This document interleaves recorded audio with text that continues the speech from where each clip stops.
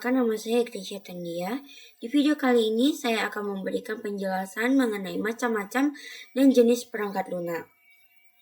Yang pertama ada klasifikasi perangkat lunak serta sistem informasi dari masa ke masa. Perangkat lunak dapat diklasifikasikan menjadi perangkat lunak sistem, aplikasi, dan utilitas. Masing-masing memiliki peran krusial dalam operasional komputer dan interaksi pengguna sehari-hari. Perangkat lunak memfasilitasi berbagai aktivitas, mulai dari komunikasi, pendidikan, hiburan, hingga bisnis, untuk meningkatkan efisiensi dan konektivitas global. Manfaatnya seperti pengelolaan kata, perambatan web, dan media sosial untuk memberikan kemudahan akses informasi dan interaksi sosial. Ada juga penjelasan mendalam mengenai sistem operasi. Peran vital sistem operasi. Sistem operasi berperan vital dalam mengelola memori, proses, file, dan perangkat I/O, memastikan stabilitas dan keamanan sistem komputer. Definisi dan fungsi sistem operasi. Sistem operasi adalah perangkat lunak utama yang mengelola sumber daya perangkat keras dan perangkat lunak komputer, menyediakan antarmuka bagi pengguna untuk berinteraksi dengan sistem. Sistem operasi juga memungkinkan masyarakat menggunakan komputer dan perangkat pintar dengan mudah, mendukung inovasi dan akses informasi yang luas. Ada juga perkembangan sistem operasi dari generasi pertama hingga sekarang.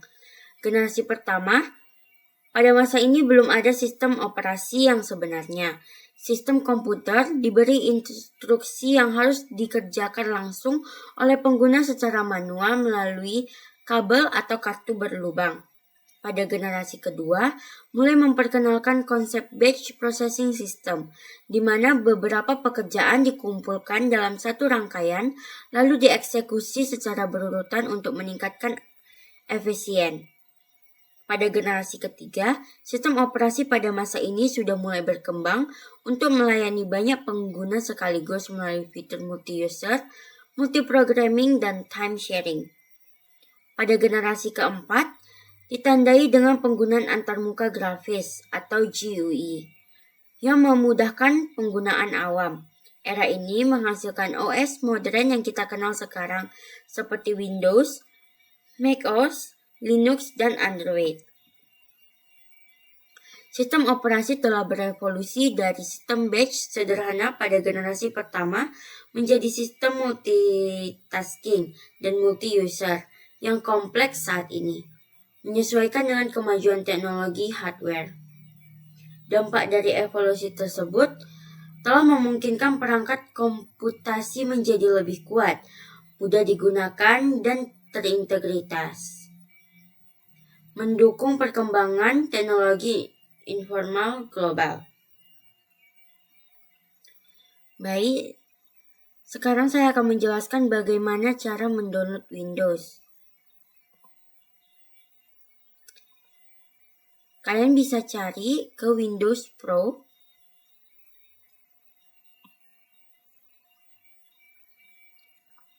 lalu download.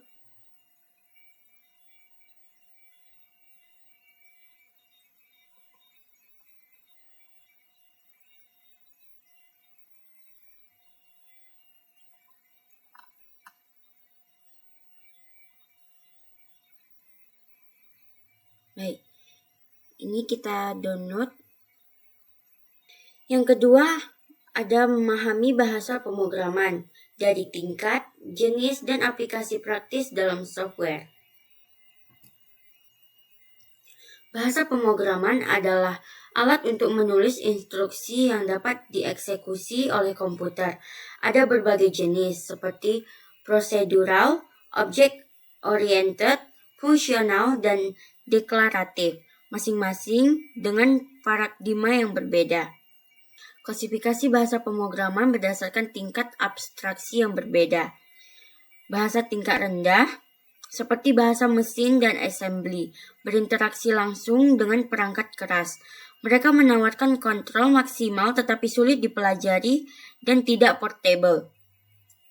Bahasa tingkat menengah,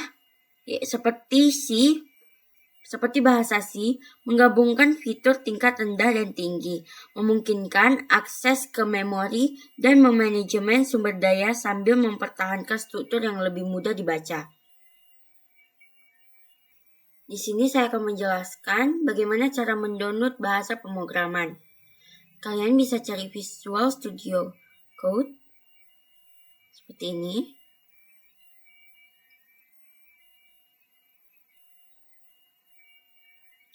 Lalu kita klik download for Windows.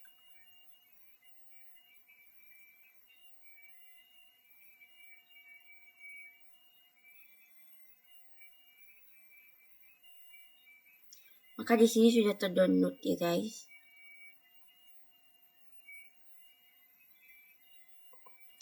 Baik, yang ketiga adalah contoh aplikasi perangkat lunak dan manfaatnya bagi pengguna. Manfaatnya, perangkat lunak memberikan berbagai manfaat seperti peningkatan produktivitas, efisiensi komunikasi, otomatisasi tugas, dan akses ke informasi yang luas untuk mendukung berbagai aspek kehidupan sehari-hari. Contoh aplikasi perangkat lunak meliputi pengolahan kata seperti Microsoft Word, perambatan web seperti Google Chrome, perangkat lunak desain grafis, contohnya Adobe Photoshop, dan sistem manajemen basis data, MySQL. Aplikasi produktivitas seperti spreadsheet dan presentasi membantu pengguna mengelola data, membuat laporan, dan menyampaikan informasi secara efektif, meningkatkan kinerja kerja. Perangkat lunak hiburan seperti permainan video dan aplikasi streaming menyediakan sarana rekreasi dan relaksasi untuk memperkaya pengalaman penggunaan di waktu luang mereka. Contohnya, di dalam hiburan ada YouTube, Spotify. Di dalam game ada PUBG.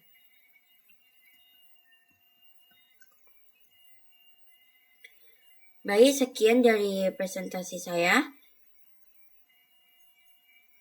Saya akan menjelaskan bagaimana cara mendownload aplikasi. Di sini saya akan mendownload Discord. Kalian bisa cari Discord PC.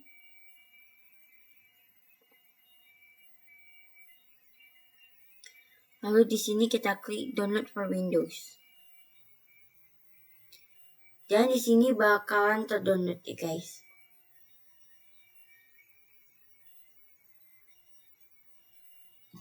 Baik, sekian dari video presentasi saya. Terima kasih.